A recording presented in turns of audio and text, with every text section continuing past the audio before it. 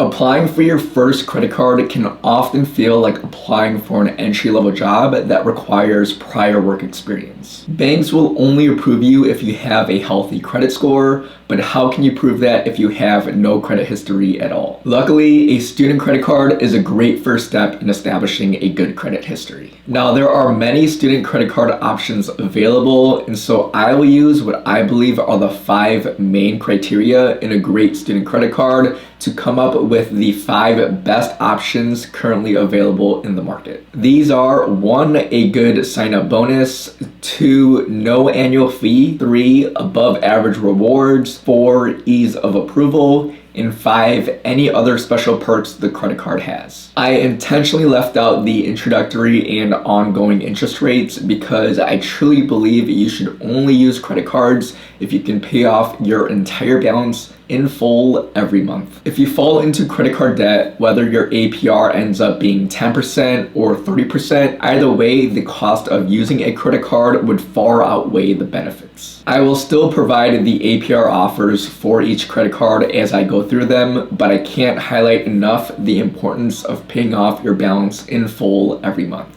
Also, be sure to stick around to the end of the video where I discuss how to make the most of your student credit card, as well as what to do with your student credit card once you graduate college. But without further ado, number 5 on my list is the Bank of America Unlimited Cash Rewards Student Credit Card. This card has no annual fee, offers 1.5% cash back on all purchases, and a $200 cash bonus offer if you spend at least $1,000 in purchases in the first 90 days of opening your account. Now, if you don't think you'll spend at least $1,000 in the first 3 months, the Capital One Quicksilver Rewards Student Card is a great alternative. You receive the same 1.5% cash back on all purchases, but the new card member offer is receiving $50 when you spend only $100 in the first 3 months. But if you're a student, chances are you have textbooks and other course materials you need to buy anyway. They can get you close to the $1,000 minimum to qualify for the Bank of America Unlimited Cash Rewards offer. The card also does have a 0% introductory APR offer for the first 15 billing cycles, but after the intro APR offer ends, a variable APR between 18.24% and 28.24% will apply. With that being said, I don't advise anyone to take advantage of the 0% intro APR offer anyway, and always pay your balance in full every month, because once the intro period ends, you'll be charged extremely high interest on the remaining balance that has accumulated over that entire period. Now, with this card, you also receive similar security and general features to other credit cards, such as fraud and overdraft protection. However, with this card, you will be charged a fee of 3% on any foreign transactions, which may not be beneficial for students studying abroad. Moving on to number 4 on the list, we have the Chase Freedom Rise. Chase is one of the premier credit card issuers, and getting the Chase Freedom Rise is a great way to start a relationship with Chase. They are known to require good credit at a minimum for all of their other credit cards, but you can get approved for the Chase Freedom Rise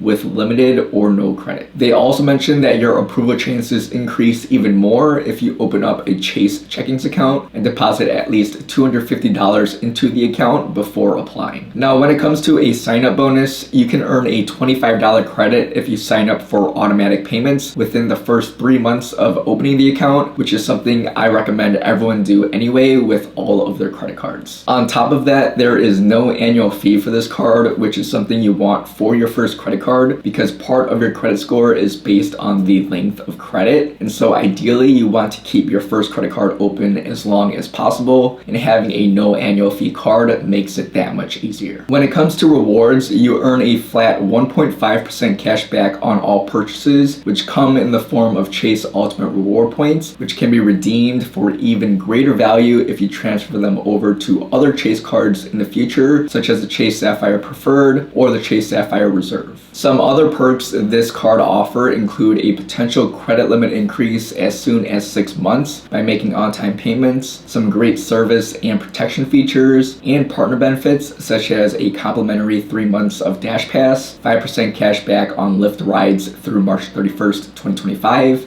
and a complimentary 3 months of Instacart Plus membership. Now, I also do want to touch on the fact that this card does not have a 0% intro APR offer, and the rate is currently 26.99%, but this again should not be an issue if you use your credit card wisely. Now, this card does have a foreign transaction fee of 3% of the amount of each transaction, which again may not be favorable for any students studying abroad. Regardless though, the Chase Freedom Rise is a great first credit card for students, and if you later find yourself ready to move on to an even more rewarding credit card, you'll have plenty of upgrade options within Chase's large portfolio of credit cards. Now at number 3 on the list, we have the Bank of America Customized Cash Rewards Student Credit Card. This is a no annual fee card that offers 3% cash back in any category of your choice between gas and EV charging stations, online shopping including cable, internet,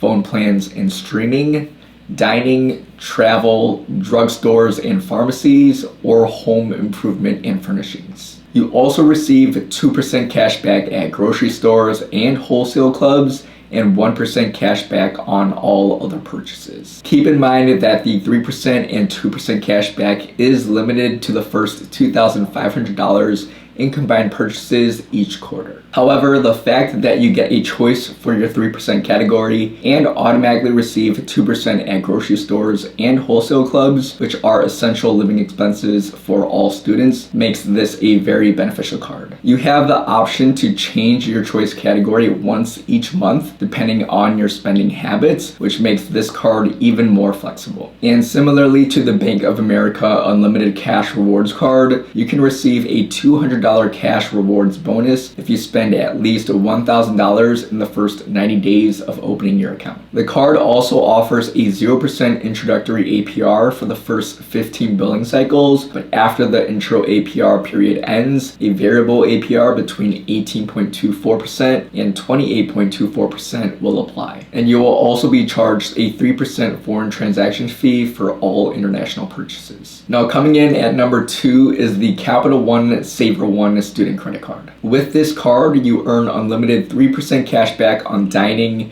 entertainment, popular streaming services, and at grocery stores, and 1% on all other purchases. I do want to highlight though that the 3% earn rate excludes superstores like Walmart and Target, unfortunately. Now, qualified entertainment purchases include ticket purchases at a movie theater, record store, video rental location, tourist attraction, amusement park, aquarium, zoo, and more. You are also eligible for a cash bonus of $50 once you spend $100 within the first 3 months, which is very attainable. A few other card benefits include earning 10% cash back on Uber and Uber Eats purchases, and getting your Uber One monthly membership fee covered through November 14th, 2024. You also receive 8% cash back on Capital One entertainment purchases and 5% cash back on hotels and rental cars booked through Capital One Travel. The variable APR for purchases is between 19.99% and 29.99%, and like other cards on this list, there is no annual fee. This card is also great for those traveling abroad as there are no foreign transaction fees. And number 1 on the list is the Discover It Student Cashback Credit Card. Like many other cards on this list, no credit score is required to apply, making it a great option for students. As a cardholder, you earn 5% cash back on everyday purchases at different places each quarter, such as grocery stores, restaurants, and gas stations on up to $1,500 in purchases, and then you receive 1% cash back on all other purchases. For Q2 of 2024, the 5% cashback rewards are at gas stations and electric vehicle charging stations, home improvement stores, and public transit. And as a new card member, you also receive an unlimited cashback match on all the cash back you earn at the end of your first year. This can easily result in an even bigger bonus offer than most of the other cards on this list. The card also has no annual fee and no foreign transaction fees. However, keep in mind that Discover isn't as widely accepted internationally as some other cards. This card does offer a 0% intro APR for 6 months, but after 6 months will range anywhere between 18.24% and 27.24%. And lastly, if you do choose to go with this card, you can choose from several different card designs if you're into those personalized features. Now, before you apply for your student credit card, I want to provide you with 3 ways to make sure you're making the most out of your card. The first is buying only what you can afford. If you are trying to get a credit card so that you can buy things when you don't have the cash on hand to cover it, you are making a huge mistake. You should always pay off your balance on time and in full every month to avoid paying any interest. I always say treat your credit card as a debit card and only make purchases that you can pay each month. The second is using only a small portion of your available credit. Whatever credit limit you receive, you want to keep your balance under 30% of that limit to maintain a good credit utilization ratio,